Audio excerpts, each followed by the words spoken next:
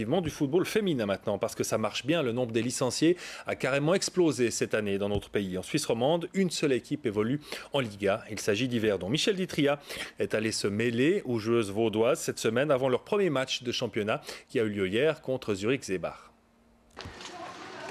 Aborder le foot féminin, c'est souvent évoquer les différences de sexe, de style, d'état d'esprit. Les filles du foot, même parmi l'élite, n'ont évidemment pas la même mentalité, les mêmes aspirations que les garçons. Les filles ont besoin, plus que les garçons, de reconnaissance de ce qu'elles font. Et puis enfin, je pense, enfin dans cette année 2005-2006, enfin elles sont reconnues pour ce qu'elles font. Peut-être qu'on essaye de mettre les stéréotypes de côté, les vieux stéréotypes.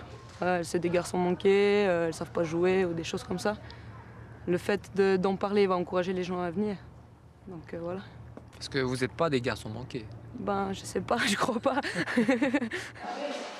Depuis 2 décennies, Yverdon est le club phare du foot féminin en Suisse romande. La première équipe vient de se hisser en Liga et cette saison, elle affiche même quelques ambitions. L'équipe nord-vaudoise fournit d'ailleurs de nombreuses internationales aux différentes sélections suisses. Tous les mardis, la SF les réunit à Lausanne. Jacquemin Maran, Ulrich Catherine, Benet Noémie, Saraza Maeva, Mehmet Taïb Laura, Rémi Camille, Speni Mélissa.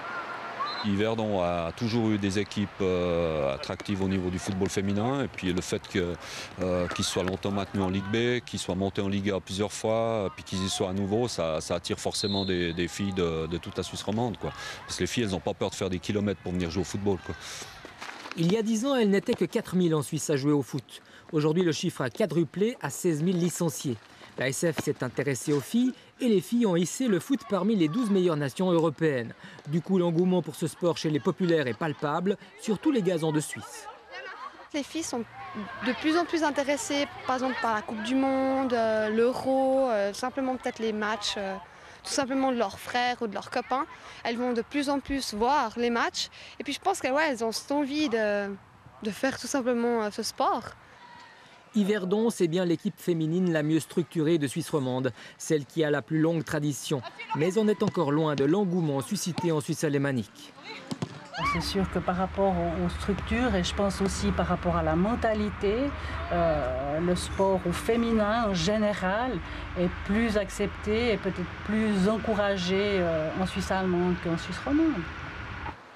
Le foot plaît aux filles et ce n'est pas pour l'argent qu'elles le font puisqu'il n'y en a pas au plus haut niveau suisse. Alors pourquoi ? C'est un sport collectif, donc c'est avoir des amis, c'est participer, aider les autres, leur donner confiance, avoir confiance en nous-mêmes.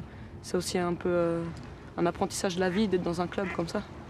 Le foot des filles rappelle un peu celui des garçons dans les années 70 quand le jeu était encore tourné vers l'offensive et le spectacle souvent au rendez-vous.